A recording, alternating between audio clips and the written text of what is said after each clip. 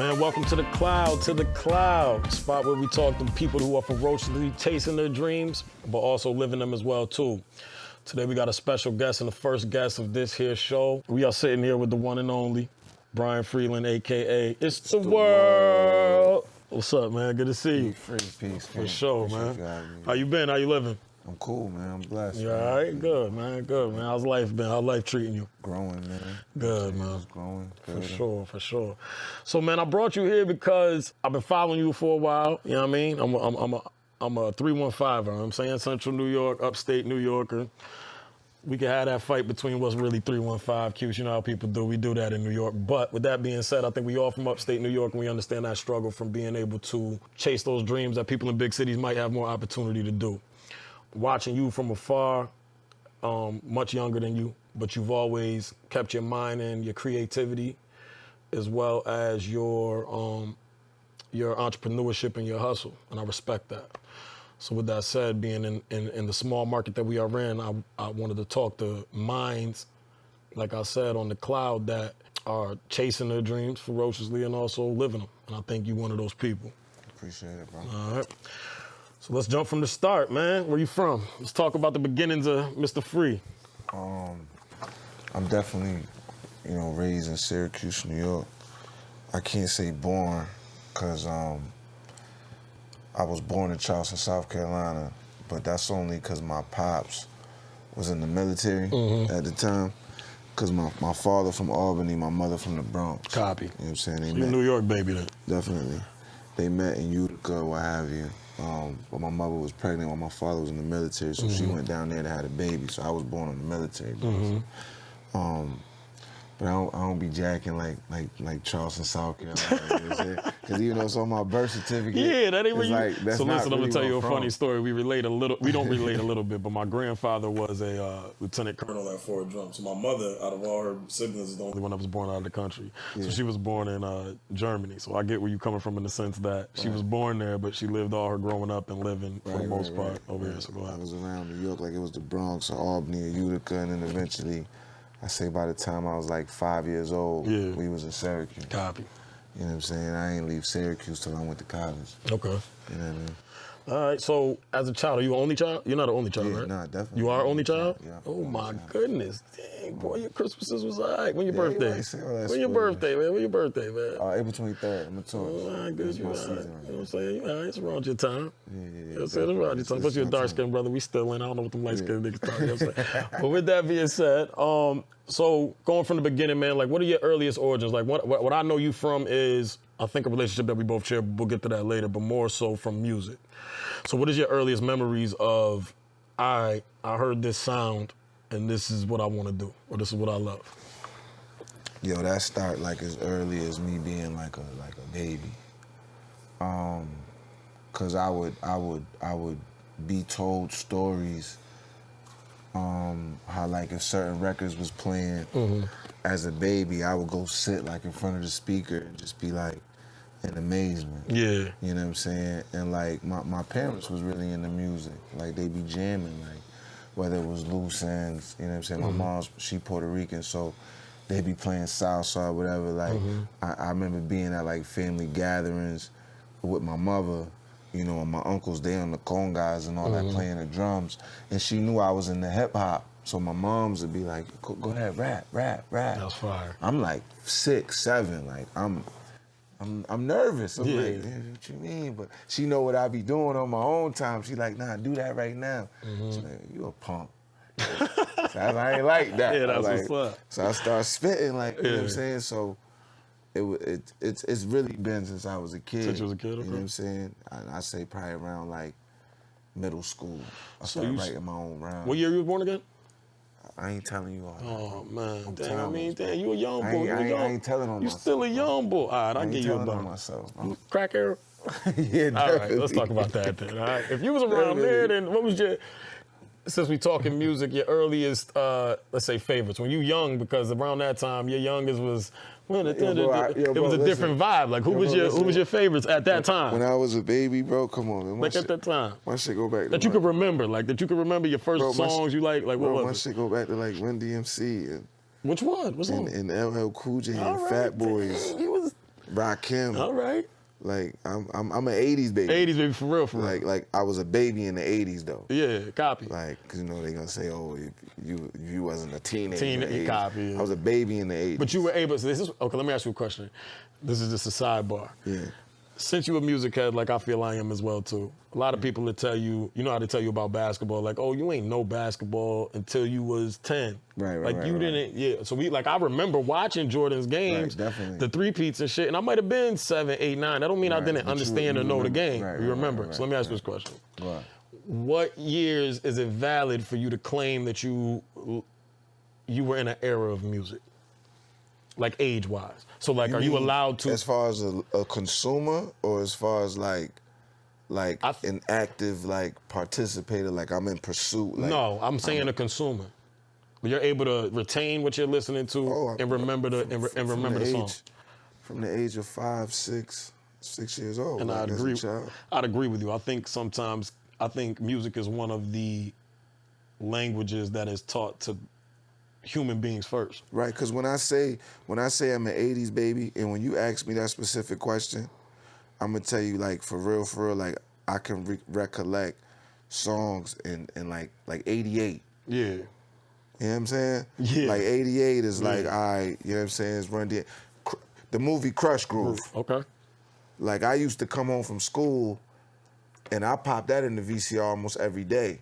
Like I was like mesmerized with all of them in the same movie. Yeah. Like Curtis Blow, Run DMC, LL Cool J, I wasn't even Sheila born yet. E. Word to me. Like, that's why I was like, I ain't telling you. But that's what's up though. Because I date myself. But I knew. But you ain't back. date. But my thing is, I think the respect level in that though, Free, is the fact that you date yourself, but you fresh. You know what I'm saying? Like Right. If we do, I guess spitters. I don't want to limit you to only Central New York, but if we put that out there, you know what I'm saying? There ain't too many that you ain't. You know what I'm saying? I don't think you outdate yourself as it pertains to bars or anything like that. Keep up with the best of them. Exactly. So I think longevity kind of hits. I'm still playing. I'm still playing ball. I'm still active, playing ball. I'm downtown, checking young bulls. They like in their early. So while we 20s. talking about that, I was just gonna go there. My next, as we go into life growing up, what high school you went to in the Q's? Not in. Say it loud. Not in Bulldog. Do you know Joanne Reddick? Yes. Joanne Reddick was my aunt. That was my first. That was my cousin. So that was me, and you obviously know my brother Andrew. And you know our good friend Bucks. But yeah. So it's a small world, man. Right. But let's talk about them years. So you, as a youngin', you enjoying music. Your mom's encouraged you to go out there like a young Kanye. Go ahead, rap, perform, get your first performances out, all of that. You in high school. You your own man. Let's talk about those years, though. We ain't even gonna talk music. Let's just talk about those years. Yeah. It's a transition. You got a military father. Your mother, clearly, it seems like you had good basis. But as a man at that age, you start to yeah, that's. I feel like that's a good. You start to get pulled by different things. That's a good transition to talk. Yeah, because it's like, all right, you know, like we said, them pivotal years. For sure. High school years. For sure. And I'm gonna say, like, you know what I mean? I come from I was taught with, I was raised with values. You know what I'm saying? I don't come from the perfect home. Like, parents was divorced at 14. Like, when high school started, my broken home, whatever you want to call it. Copy. You know what I'm saying? I done seen some things, you know what I'm saying? Like, and I come from good parents, like, instilled me with good values or what have you. I'm human though, you know what I'm saying? That time is where you start to make certain choices, certain friendships, things like that. Going into high school, I was big on playing sports. You know what I'm saying? Like, specifically basketball, only basketball. Shit, freshman year, I don't make the team. You know what I'm saying? It was like I didn't make the last cut. It was probably like 40 of us. Went down to like 20 of us. Went down to like 16 or 14 of us. When it dropped, I'm on that 14, dropped to that last 12. You was on the bubble. Got cut. I'm like, damn. So, you know, now as far as like staying ambitious, having a hobby and a pursuit of something, you know, like I said, I was always doing the music thing. But as opposed to, let's say I make the team, my homies, if you will, probably gonna be ball players. For sure. Because that's who I'm at practice with, that's who I'm at the games with. That's not the case. So my homeboys became the other artists, the other cats in school that was rhyming. Or like, I remember being in class freshman year, and I'm writing in my notebook, and it was a homie, a Foy. He had peep game. He was like, oh, you rhyme or whatever? And I spit something to him. I'm gonna introduce you to some people. So he introduced me to like Shock, Fred, Tips, and they all older. Okay. And he was like, yo, bro, rap, he nice. You know what I'm saying? And was like the big homie of all of them. So he was kind of like, you know, like, so they set it up outside. I had to battle him. Yeah. You know what I mean? Like, I'm a freshman. He like damn near a senior. I ain't gonna say I won. I didn't win.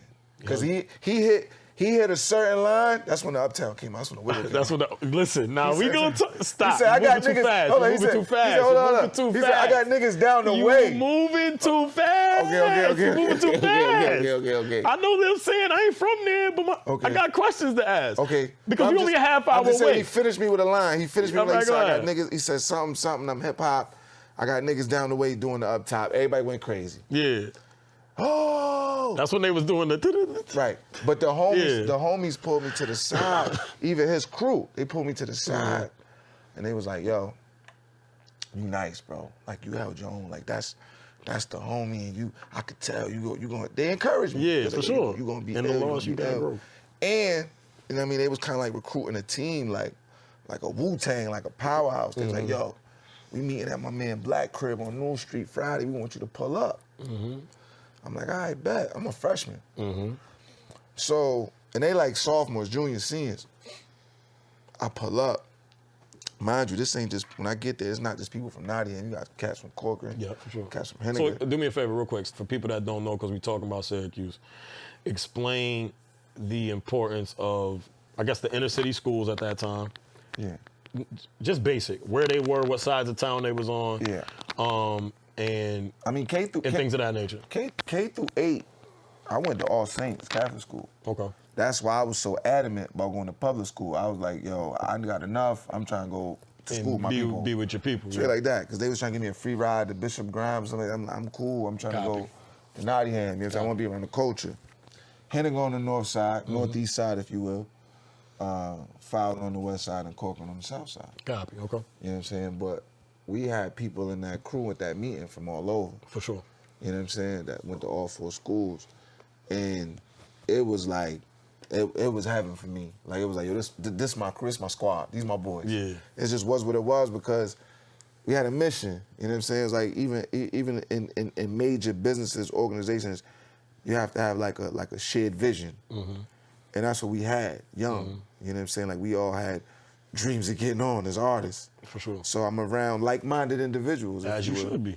You know what I'm saying? Like I said, if I made the basketball team, I probably would have been around ball players. Yeah. But then, you know, my music picked off, and, you know, got buzzing whatever around other people, so now I'm around artists. For sure. You know what I'm saying? We hanging out every weekend. We might be going to battle some other dudes, or we pulling up to a party. We got our own little dance or whatever. Like, you know what I'm saying? And it just, that was high school for me. Yeah. You know what I'm saying? I didn't really hang with people from a specific side of town per se. It was good everywhere. Yeah. Yeah. You know what I'm saying? This is what I was doing. You know what I'm saying? I still play ball recreationally, but the music was the thing. And I say this, like, real talk, I was probably the youngest in the crew. I was the youngest in the crew, and everybody wasn't a student. You know what I'm saying? Like, sure. we had some cats that was teachers from Brooklyn. Okay. They was from Brooklyn. Yeah. They was up here like, they was on gang time. Yeah. You know what I'm saying? Like, yo, yeah. Listen, we gonna move like this. We need to, Yeah, that's you know how what we I'm got saying? here. Strap. Yeah, I'm like, for sure. all right. I told my man, I'm like, yo, bro, I'm just trying to rap. Like, I'm gonna keep it real with you. I'm like, bro, yeah, I don't know what he talking about. I'm just trying to rap. But they was really on gang time. Yeah, you know that's what I'm saying? point. So that's what I'm saying. Like, young, I could have went that way. Yeah. Cause I could have went that route. I could have, you know, like, but one of my homies went to the military. For sure. I ain't jacking that. A couple of my homies went to college. My boy Shock C specifically, he goes to Howard. So let me stop you there. Go ahead. I think there's always a space for kids like us. I say that. I'm a middle class kid too. I had both my parents. My parents was married for 37 years. Gwen and Tracy, love them to death. Right? Your parents, yeah, they divorced or whatever, but you seem to have had that middle class upbringing in a sense. Yeah. Would you agree with that? Definitely. And I think in those pivotal years, age 14, 15, 16, dudes like us get caught in this space of we want to prove we not, if you want to beat this out pussy for some reason, right? And we have to prove to the next man next to us that we not, right? So you become in that space where like we know what we're brought up in. We could easily go the right way, feel me? But in us finding who we are as men, sometimes we dabble in a space necessarily that ain't what we thought we would have been brought up in. So let me ask you that question, because in Auburn, New York, there's not a lot, you know what I'm saying, worst case thing you might get out here, we just started hearing shots getting fired as of late. But mostly it was a fist fight, maybe a little, I'm saying, scratch on your face here and there, right? But you come from a space where it's beautiful. Let me say that first and foremost. A lot of times Syracuse gets the stigma of being a place where everybody just shoots each other and there's things of that nature. That is a beautiful place with much culture, a lot of history, and a lot of African-American entrepreneurs and just people that just love where they from and are who they are at the end of the day. So let's get that first and foremost. But with that said, in bigger cities and things of that nature, every spot has their issues. Explain the pressures a little bit, not for too long, but a little bit of being that adolescent, 14, 15, 16, understanding that you have a home that might push you one way, but you got mans in them that are saying, you know what, and you feel the way that I'm saying? I mean, it was definitely like there, right in front of you. But like I said, like, we wasn't secluded to no specific side of town. So it's not like we wasn't repping this block and we had beef with that block. Like if we had envy or if we had problem, it was like other rap cliques. Copy. You know what I'm saying? Like it was competition. You feel what I'm saying? And some of I'm gonna say some of them artists within that clique got involved in other cliques. Like I said, some of them was gangbanging. For sure. So, you know, homie over here, he turned blood. So he hanging with them, but it's like he had them homies and he had them riffs. You know what I'm saying? Yeah. So it was different because, like I said, you know, like even within a clique, you have cliques. So you got some people they on that. It might be 15 of y'all, but there's really 3 sets of 5 or 4 sets of 4 almost. Like certain people are tighter or whatever. So like I said, I could have went whatever route. I chose to follow, like I was telling you, my man Shot. For sure. Went to Howard, he goes to Howard, and he's calling home like, yo, bro, I'm in these rap battles. You know what I'm saying? I'm like, what? At college? Yeah. That's what you thought, huh? You was like, I'm at like, college? Rap battle? Cause let me say, I could have got caught up. For sure. Cause I remember telling, you know, I started, give me a little pack of weed, I started fake hustling. I remember telling him, I got a little rap name for myself. I told my I think I'm gonna just chill here. I ain't going to school. She said, what? Best discipline she could have ever did. She said, you go do that rap shit out there. You going to school. That's the best discipline she could have ever gave me. Cause I might have could have got caught up, get comfortable with I got a little buzz going on in town or whatever, you know what I'm saying? Got a couple little joints now, I'm getting, you know what I'm saying? But mother put her foot down like, no, you getting up out of here. That's the best thing she could ever did for me. What kept you going once you got there though? Cause I was a kid that Culture. I was just about to get to that. Culture. Let me finish. Stay right there. Yeah.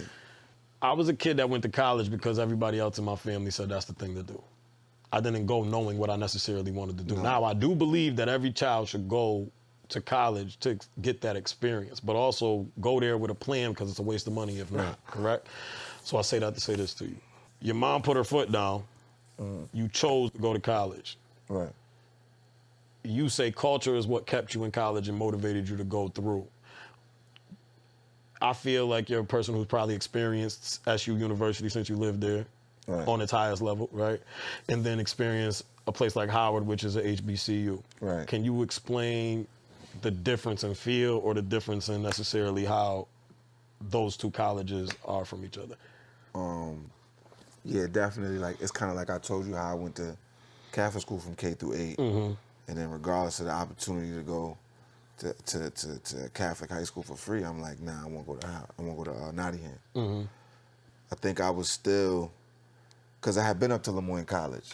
We was doing the upper bound thing. Yep. So I seen Lemoyne College. Like, I wanted to be around my people.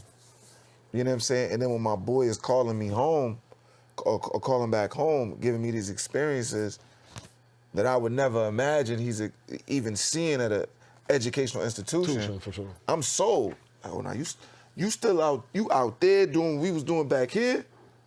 So you killing two birds with one stone. For sure. So I'm like, I'm out. I'm going out there. Because I probably had like 3-4 offers. Because I only applied to so many schools. You know, them applications cost. You know what I'm saying? So I applied to like 3-4 schools. I might have got accepted to like most of them, 75%. When you went, did you know what your major was going to be? Nah. I ain't really know, but it didn't take me long. Like I knew I was on radio, TV, film time. Yeah. We gonna have fun real quick though. Yeah, because that first year of pressure at college anywhere. Yeah, because it's absolutely insane. Yeah. Because you by yourself, mommy and daddy ain't there, don't get to tell you when to go to sleep, when to go to class, when to get nothing. None of that occurs. And you went to Howard.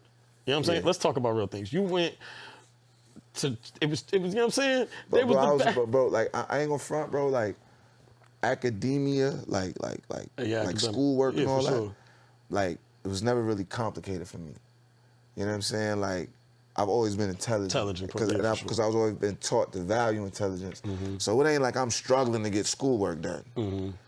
And in addition to that, I'm having a ball. Yeah, that's the more what I was trying to get at. I'm living. Explain some of can you give me your top 2 moments or parties or events at Howard without incriminating yourself? Incriminating, that's the first thing I'm thinking. Without incriminating yourself. Oh, man. One, I'm gonna have to say performing at Howard Homecoming. Oh, that's fire. Cause that's like, you know what I'm saying? That's like a staple. Yeah, it is. But let me ask you this question: who else performed? Oh, yo, bro, I'm back. No, but tell me how. I want your experience, but then tell me who else. You know what I'm saying? Yo, bro, listen, bro. Cause that's rest in peace, man. That man been grinding for a long time. Rest in peace. I swear to God, he had to be like 18, 19. I literally rubbed shoulders with Nipsey Hussle. Swear to God, he had to be a baby. But I promise you, Nip was out there grinding, like, wow. Like, you know what I'm saying? Like, I swear he was out there grinding, like young, saying little 1 or 2 Cubans, whole Black Sam and all them around, like young. Bro, I'm backstage with Kanye. Swear to God. And me, I'm the type. We go on tour. I don't even know who people be. So I didn't even know. They like, yo, bro, that's Kanye West. I'm like, oh, word. He back there. He got an attitude or something. He looked like the same year. He looked like the same year I know now. Same year I remember seeing then. He backstage like something wasn't right. So this is at Howard Homecoming? Yeah, bro. Joel Santana on stage. I'll tell you a real story. This is not the year that I was performing. I want to say I performed sophomore year and junior year. Because again, we go out to Howard. Damn, that means you got 4 homecomings?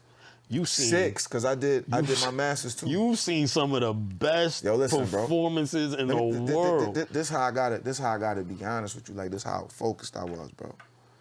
Like freshman year, and obviously this is my first homecoming. It's freshman year, bro. Foxy Brown, DMX, rest in peace. This is disrespectful. This the same year Michael Jordan came back to the Wizards. So 2000. Fab pops out with the 23 Wizards jersey. Season don't even start yet. Season hasn't even started. I'm like, yo, right? Don't do it, Fab. Then Capone and Noriega, right? I used to chill. I used to chill with this chick named Cash. Shout out Cash. Real talk, Cash like girls. Cash like girls. Girls that like girls, shout out them too. Cash looked like the brat. Like Cash was a little shout out the brats. Gorgeous though, but she is from Oakland. Hey blood. Talking. Listen, that day I seen the female in her eyes. Capone, I think it was Capone and Nori, I don't know, one of them. Yeah. It's like, yo, she had some Dutchess, you know what I'm saying? Some Dutchess in her pocket. Like, yo, let me get one of your Dutchess. She was like, me blood. What'd she say? Me blood. It's like, that's it. Oakland chicken shit. I was like, yo, bro, I had to go. Yeah. Because homecoming was during the day on a Friday. For sure. Like, it was on a Friday. So it was like the festival before the festivals? Yeah, bro, and this was the festival. Festival? There's other festivals going on, but this was the one. Copy. But it's during the day. Friday, Yeah. I got class at like 1 or 2 o'clock. Talking about they had the nerve to keep class during I homecoming? had to slide, bro. They disrespectful. And I slid. They're like, yo, fuck is you? You went to fuck is class. you doing? I'm like, I gotta go take Now a let test. me ask this question. Like, so That- regardless of what, in the midst of all that, You was I was focused. still focused. Yeah, and I had fun, bro. I had fun. So for African American youth in Auburn, New York, majority of your life you're in a high school where, and you're not from here, but I'm asking just from your perspective. Yeah, I'm about to as say, I'm not somebody- from Auburn, I know you're bro. not at all. I am. That's what I'm asking. I'm born and raised here, so I'm asking from the perspective of me because things like that. But you always promote black excellence, I guess I would say. When I see you moving around, you always speaking highly of us. Yeah. With that said, a kid like me was went to school with majority, you know what I'm saying, white classmates. How important would you say to an African American kid like me who was around mostly Caucasian classmates that it is to go and get their culture? Because it's not taught to you in the classroom. So Yeah. how important would you say it is? Not saying that they all need to go there, but how important would you say it is to find it in your own way, in any way, shape, or form? I'm gonna say that, you know, because regardless of the credentials, it wasn't the educational institutions that gave me this culture. Even going to Howard, it wasn't necessarily Howard University's yeah. school system that gave me the culture. It was being in D.C. You feel what I'm saying? It was the other foods I was exposed to. It was the elders, the OGs, the conversations. It was like the open mic night poetry spots. You know what I'm saying? The way women wore their hair, seeing like beautiful East African women like in abundance. You know what I'm saying? Like all that culture, like it's more to life than where I just had been for 13, 15 years, this little box. You know what I'm saying? The Q's. So do you think I know you push education, do you think it's more of travel that gives you the experiences and culture, or do you think it's more yeah. Like my thing is like I'm not trying to sit here and connect school or going to school with knowing your culture, having knowledge of self. Like knowledge of self was given to me in the home. You feel what I'm saying? Like my uncles, you know what I'm saying, was God body, like had knowledge of self. Like my friends, you feel what I'm saying? Like, so those were just blessings that I was raised with. And I say that to say, like, it really starts in the home and the community. For sure. You know what I'm saying? To instill that culture in the youth. You know what I'm saying? And so then whatever route you decide to go, you know what I'm saying, you carry that with you to help define or establish your purpose, For sure. if you will. You know I what I'm agree saying? with you. But definitely traveling and being exposed to new things and new people, that I think that's what it is. You got to get out, you know what I'm saying, go more. see things. You got to see the world. You got to see what you're missing. Word is in bond. a sense. And You know what I'm saying? as minority men, especially black men, I think sometimes we get caught up in the reality of things, which is why I wanted to do this show, because you could easily stop rapping. You know what I'm saying? You can listen to everybody and be like, you too old, or don't follow, you know what I'm saying? But this is the core of what we talking about, so we're gonna flip it back to music. Can we address that right now? Yeah, go ahead, address that, please. Yeah, as Make far- a statement. even Look at your though- camera when you do. Even though I had said, I was like, oh, I'm not telling you that, like how old. Yeah. I was. I tell you right now, like, you know what I'm saying, like when you're upper 30s or your mid 30s, really after 30, you start looking like, all right, homie, like, what's up What you gonna do? with the music? But then you hear a lot of people. First of all, let me just throw this out there. Hip hop started in the late 70s. So even if I date it to 1980, it's now 2022. So that's 42 years old. So if somebody was born in 1980, okay, and you had people who were listening to the music in 1980, they were adults in 1980, fell in love with the music then. If somebody was born in 1980, they 42 now. So to cut off the artist in the age at which they deliver music, you basically telling a 42-year-old or people 30 and up that they got to listen to kids for the rest of their life, regardless of what art form they fell in love with. For sure. So you're trying to maintain the art form in the hands of a certain age range. Now, how does that listener who's getting older and fell in love with this as a child still relate, still identify? But I don't understand how art in itself, because if we look at music the way it is, and this sounds like I'm an avid podcast watcher, so I watch. I'm not trying to, you know what I'm saying, copying up the Drink Champs and all of that shit like that. But I asked this question is like, I feel like, why is there an age on art anyway? It's not an age on art. Because it's perspective at the end of the day, because correct? if you think about like pictures, you know what I'm saying, like painting, Exactly. like wine. Think about the babies that just throw art everywhere and they sell for like millions in Sotheby's. And the longer it's around or the older it is, the more valuable. The vintage or antique. Mm-hmm. You feel what I'm saying? So I think it's all perspective. But music as an art form doesn't. Hip hop music as an art form doesn't age like that. No. Why do you think that is?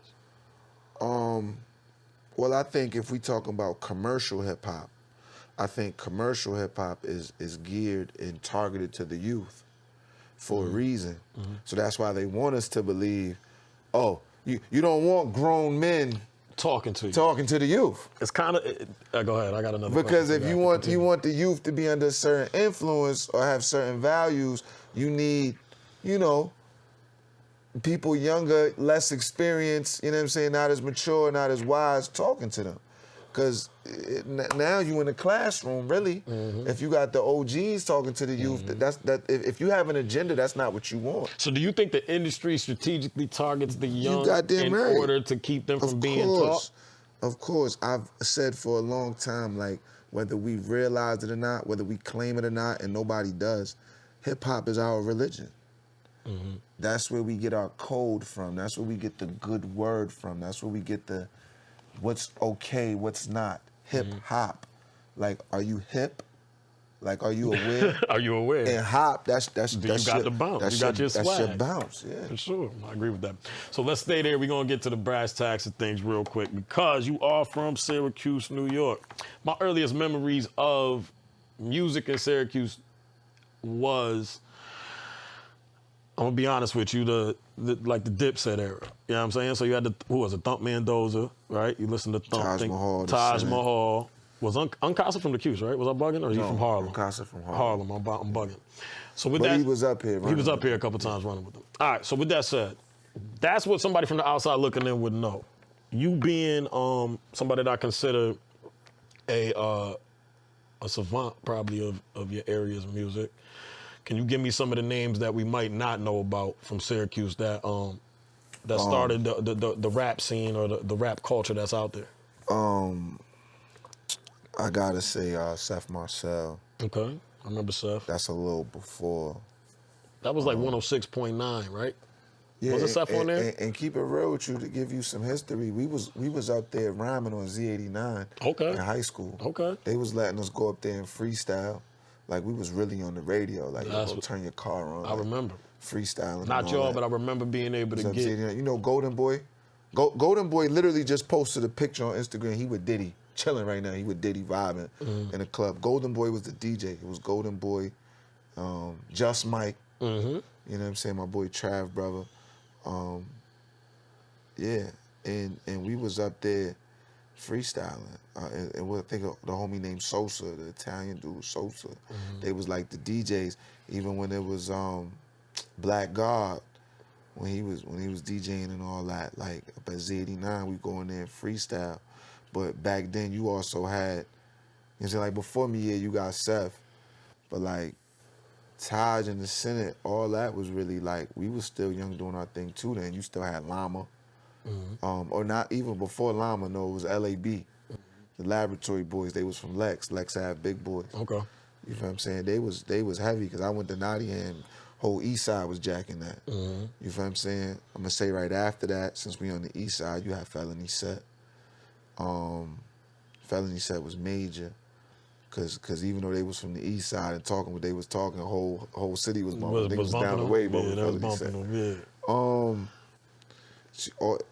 Ox ain't too far. Ox ain't too far behind us. You know what I'm saying? I don't really know. Yo, keep it real. I don't really know too much before us. So what you know from you? Let's get to before us, you got Seth Marcel. Like during us, you got LABB, you got TNT, Terrence and Terry. You know what I'm saying? Like them was the dudes. Like at the shows, whatever. You had WWF. They was like our cousins. They was kind of like our family. Like Miles Twan, Tips. You know what I'm saying? Tone. They was just really some party boys. But they used to rhyme too.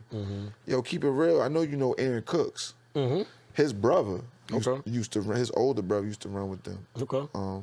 Spit with them. We used to have a little thing because we used to battle. We used to go at it. We wasn't cool. In that era, the battle was the battle was the thing. The battle was as good as the breakdance battle. The battle was as good as the square off. It was I'm better than you. He whack. I don't know where I jack him. Like I eat him right now. Like do you think rap's lost that? Like, you think these boys are scared? Because my thing is that ultimately the way y'all looked at it was like, all right, we just gonna rhyme and then go away. Right, we wasn't really. It might have been a little chip on our shoulder, for sure, but you wasn't really beefing. That's what I'm saying. So why are they so? Why do you? What do you think steers the artist now away from getting that good sparring? Again, I said it's like when you start putting that agenda into the music and everybody's got this tough guy image. You know what I'm saying? Like you don't see Kendrick Lamar beefing with J. Cole. You should though. I'm just saying. I wanna see but that. if you did, it would be music. It would be great music. It might be great music. Some of the best music in the world. It would be a rap battle. You know what I'm saying? But now you got tough guys who have a problem with each other, so they feel the need to validate what they rapping about. You know what I'm saying? Like, all right, then keep talking, somebody gonna get hit. Type, you know what I'm saying? Because this is my persona. So once you disrespect me, it's like, and they so it's young. Not music, right? It's funny, they so young because it goes back to that conversation we had before when you in that crossroad of like 14, 15, 16, 17, 18 years old where you feel like you got to prove your manhood to people that really don't even matter. But in that space when you are... But these dudes in their 20s and 30s still. Nah, some of these young... You think about the K Flocks of the world. He only 18. Like these boys is dumb young, and you think about it from that perspective. Can't nobody, you know what I'm saying? You know what I'm saying? We stand up right now. You know what I'm saying? I'm damn near midget. Couldn't nobody tell me nothing at 8, you know what I'm saying? And I'm not the toughest in the world, but just as a man, as a black man growing up in the world at that tender age, man, you always gonna have to prove. Now imagine giving that 18-year-old who already thinks just being a teenager, he gotta prove his manhood, right? Then you give him 10 million cash. And you give him a microphone. Right. And you let him say whatever the hell he want about his ops. Right. And, like, what do you expect what lane do you expect him to go to? I'm saying I fuck with some of that music is my shit, but I mean, while you mention that, while you bring that up, like that make me think about Pop Smoke gone, Dolph gone. You know what I'm saying? Like they just got Gotti or they just got Gunna and Thug. Before that, it was YF and Lucci. Before that, it was Rollo. I'm talking about the A, how they just ran through the whole A. Copy. You saying you got Casanova. You know what I'm saying? Young Boy just came home. Kodak Black just come home. So what we proving? All we really proving is that we done bought into a culture and a value system that's really leading to death and incarceration. For sure. So the money and the diamonds and the girls and the cars is cool, but when you gotta get that shit all back to the system or your life is gone, what do you really have to show for this character, this persona? For sure, man. You know what I'm saying? So I think that the message gotta become survival and longevity and being able to be a living proof of what and lead by example and put your people in position and put them on like you the bag. So if I'm the bag, what the fuck I want problems for that might lead to, you know what I'm saying? Niggas want to shoot. I'm trying to avoid all that because I want to get this money. For sure. Like that, and I want to get this money so I can take care my people and open up shops and shit like that. All that shit getting in the way. Yeah, for sure. Like, even if you want to think about the community, fuck all the fame and what they doing, think about the hood, the cops don't really start coming around, no bodies start dropping. Niggas be Very getting true. money, niggas can get money, niggas be cool, and when the Very bodies true. start dropping, they gotta roll around and figure it out. Young boys everywhere, not only in the cities that we live in, but just everywhere need to listen to that message and take heed to that. You know what I mean? But I do want to go down. I want to go down a path that me and you talk about. Me and you share a mutual friend. You more so. You grew up with, son. You know what I'm saying? Went to school with him, things like that. We're gonna say rest in peace, Tall Bucks. Yo, rest in peace to Crystal Hill too, Yep. man. We lost her For sure. earlier this week, man. But and that's not to offend Crystal Hill in any way, shape, or form. Rest in peace. My condolences to her family and all of them as well too. But Free, just as it pertains to like your story and things of that nature. Curtis McDowell, aka Tall Bucks. Yeah, he was a personal friend of mine. He was my brother's best friend. But one of my first times encountering you was him bringing me to Funk and Waffles downtown Cuse. You performed that night. Shout out Cage too. I think I saw him there that night as well too, and as well as my brother Curtis Bucks McDowell. But y'all era, like y'all all went to school with each other. Y'all all did that. In short, what did Bucks mean to you in the realest form? You know what I'm saying? Because we here for realness, but also what did he mean to the culture of music in Syracuse for itself? I'm gonna just give you a little background on his and our relationship, because notice that whole time I was talking about high school and who I was running with, like his name Never came up for sure. I remember that. But during that time in high school, Bucks was like, I know he was heavy on Mobb Deep. And My brother, that shit was I think it was the, right. What album was that? Wasn't Hell Half Mobb Deep. Anything. Whole East Side was on Mobb Deep. You're right about that. Let me tell you how me and Bucks got cool. Yeah, tell me. I'm looking through the mirror in one of these classrooms, and this girl, Jewel, she come outside. She's like, you see that boy? You see that light-skinned boy in there? I said, yeah. She's like, he said he got a problem with you. I'm like, That's usually how friendship starts. I don't even know this nigga. How the fuck he? I don't even know him. Like, how the fuck you got a problem with me? So I think we had a class together. Hit it off fast, like, yo, bro, nah, bro, what you talking about? He started right, like, before the class start, he like, yo, I wrote something. I want you to hear this. So Bucks wasn't active in them ciphers and them battles, but he was developing Low his key craft trying to get crazy in high school. Okay. You know what I'm saying? And I'm like, yo, bro, that shit hard. Like, you playing, you fronting, like, that's valid. Like, he like, all right. He was getting his weight up. Me and Bucks got cool, really, when I was in college. Okay. We got statute of limitations, that shit legal now. Me and Bucks got cool because I used to get it out in college. Yeah. Like, when Big say Knicks go for 20 down south. I hear what you're saying. You know what I'm saying? Like, For sure. me being from the Q's, and we got drove 3 for 20 and all that shit. For sure. And I go down there, I smoke. So when I go down there, and I went down there with a pack, but when I ran out, You hit. I had to cop, and I'm nigga selling me a gram for $20. I'm like, the fuck? So my that entrepreneur went off like, nigga, I could go home, get back this shit, come back in, fuck them up. 20 a gram, that's $5,600. I get me a pound for $2,700.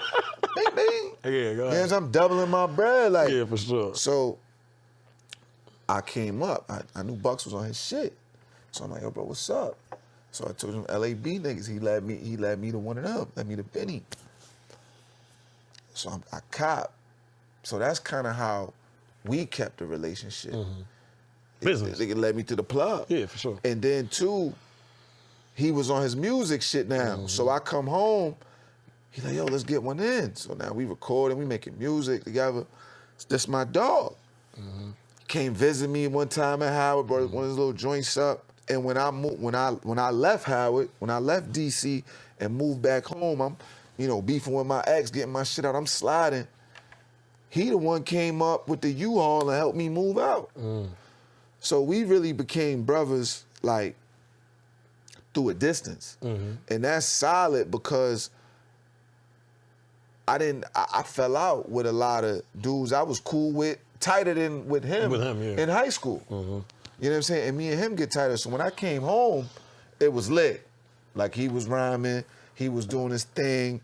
They knew what type of time I was on because I was doing my thing down in DC. I told them I'm at homecoming, MySpace is out and all that. So they saying like, yo, he making noise out there. I gotta ask you a question. That was like the first social media. Okay, bet. MySpace. I know.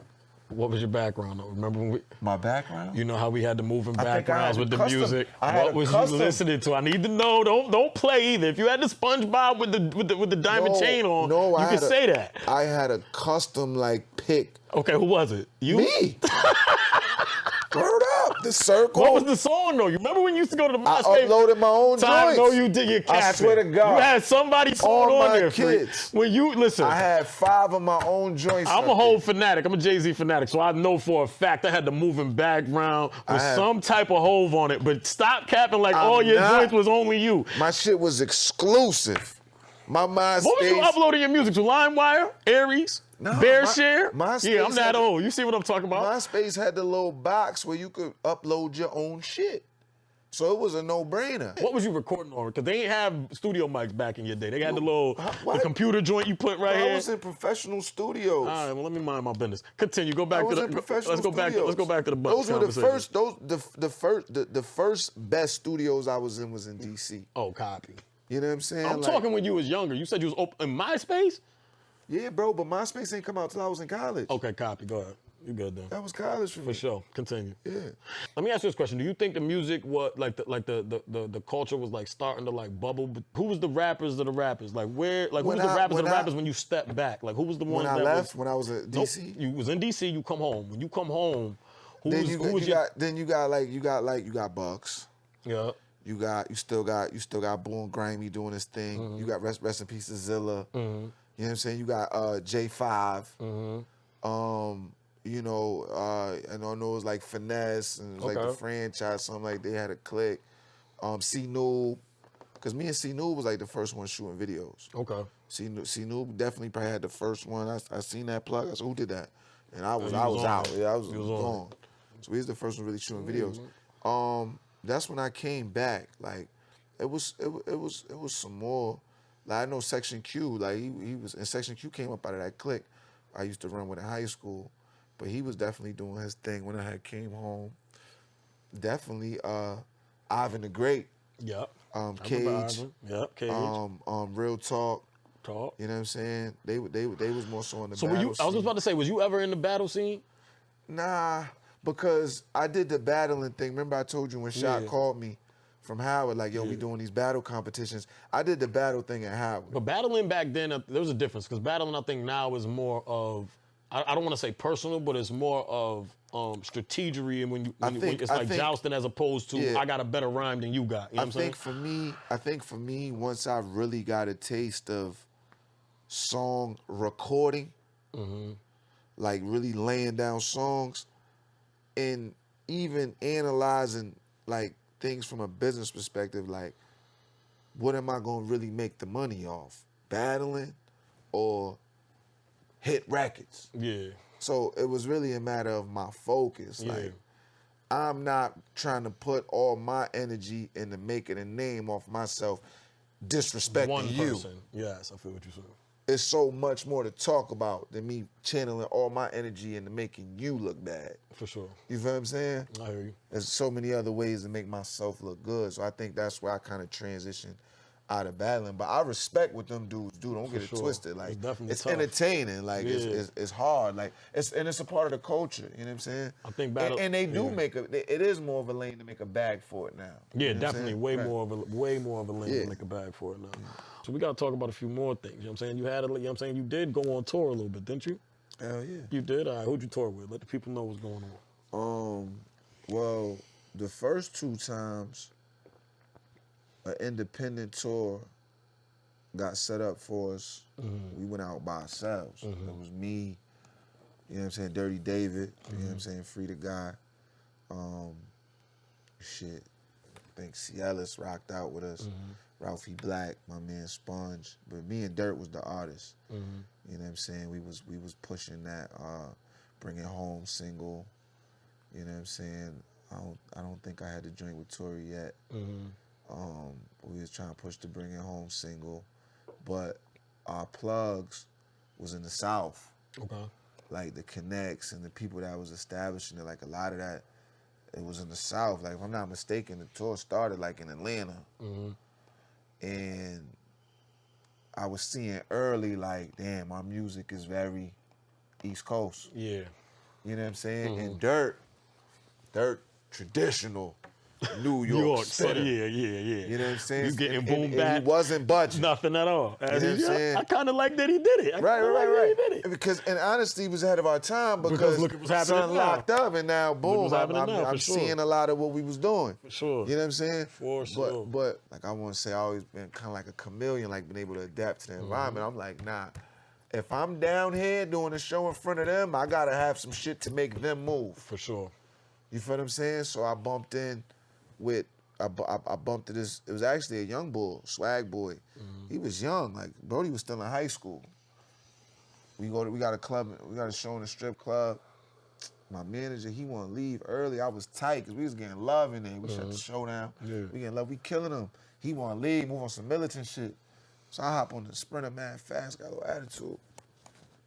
They like, yo, Free, homie, wanna take a picture with you. And it was this producer, you know what I'm saying, from down there, he started giving me mad like trap shit. So now I'm like, now I'm like, you know what I'm saying, making that, like, you know what I'm saying? Yeah. And then after our little independent tours, now we on tour with Rich the Kid. You know what I'm saying? Cause I'm like, yo, like I'm not gonna fail. As you shouldn't. I'm not gonna fail. Like I see what's necessary. Like, it's like, boom, if you playing ball, and they playing y'all driving. Y'all driving to the rack, but they keep clogging it because they in a 2-3. I'm shooting now. Yeah. Oh, y'all in a 2-3? I'm shooting. Exactly. I'm gonna do what I gotta do to win. You gotta adapt. Right. So I Learn start. I'm like, yo, Rich on the bop. And I'm seeing how they recording. Like they not even writing.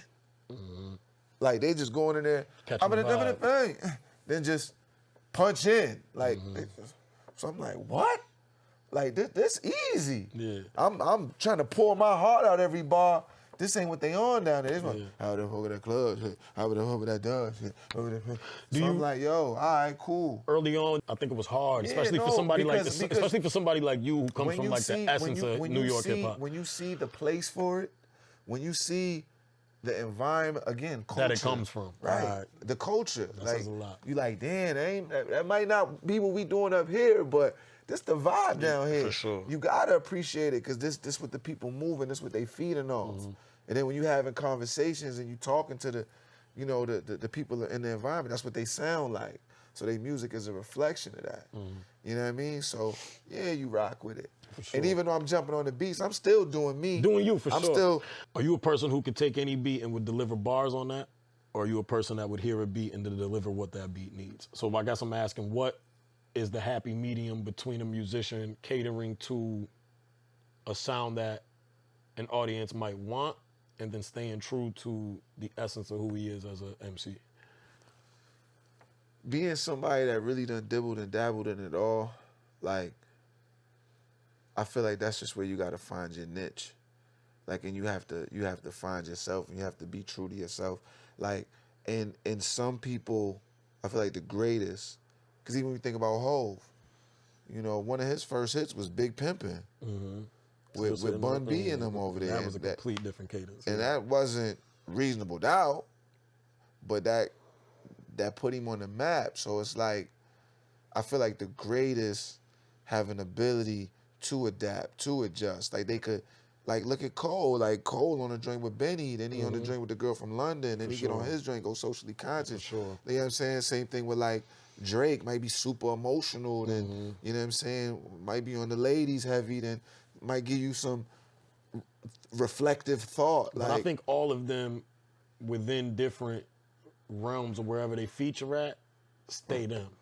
My point exactly. And the other thing let me ask you this question. Do you agree with the thought that the spitters still run hip hop.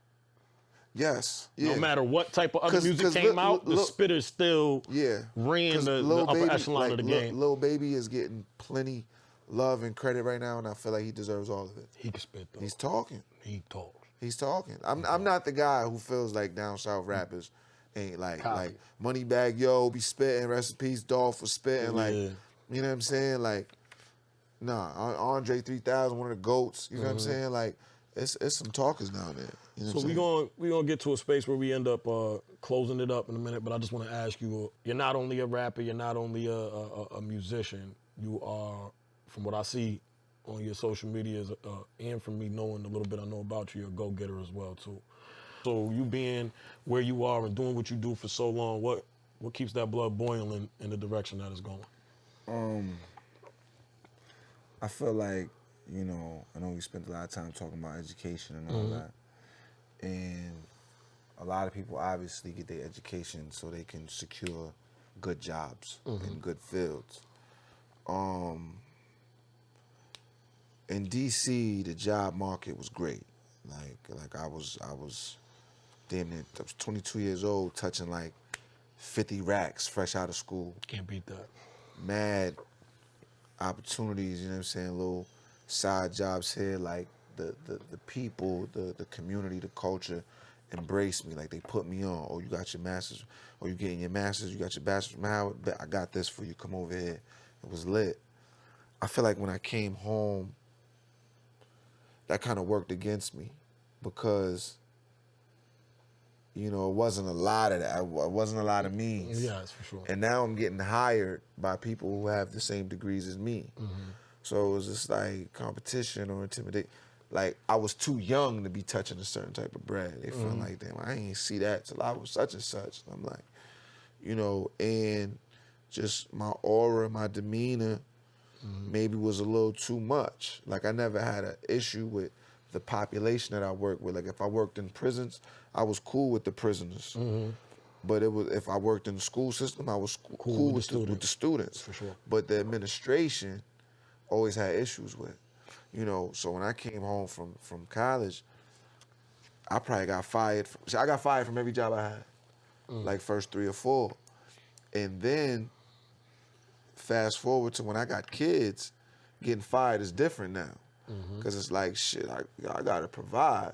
Yeah, I can't have nobody, word is born, I can't have nobody dictating when I eat or when you going to cut my shit off. You know what I'm saying? I can't afford to get it cut off. So I feel like there's a little trauma in the work history, but I feel like it made me a boss. For sure.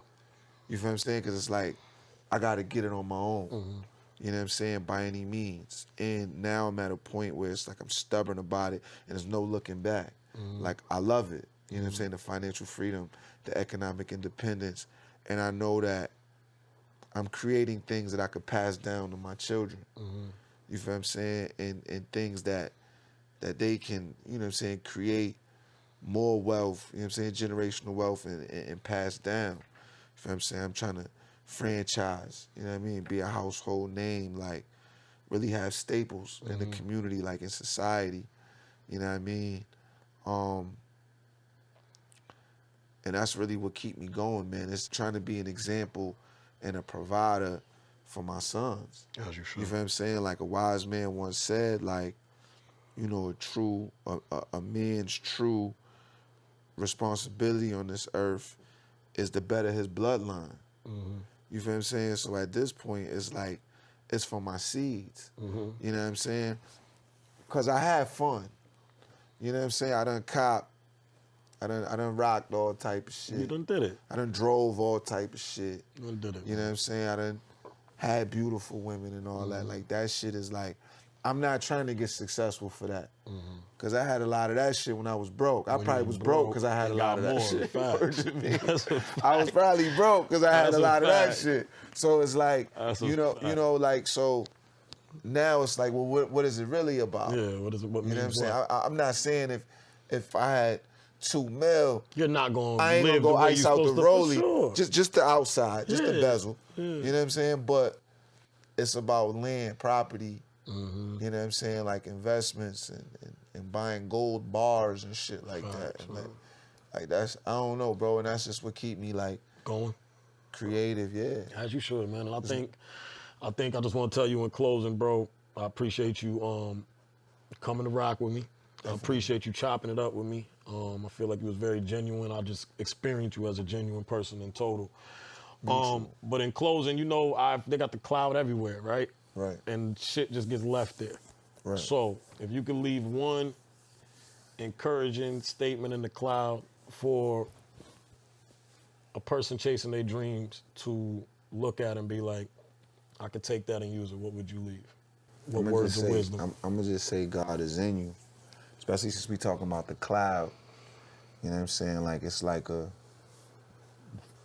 we call it a myth that you know, God is like in the sky or like up above in the clouds in heaven. Like, nah, like he's present, like on earth, like in us, like that voice, that instinct. You feel what I'm saying? Like Mother Nature, like it's God in the flesh, like. So I feel like you really got to tap in. You know, you can't lose faith. You know what I'm saying? You got to be connected to the higher power, like within you, because God is in you. You know what I'm saying? I feel like those who are shining, you know what I'm saying, are just letting that light shine. Like they just reflections of the Most High. Sure. You know what I'm saying? So you just got to tap into that God in you.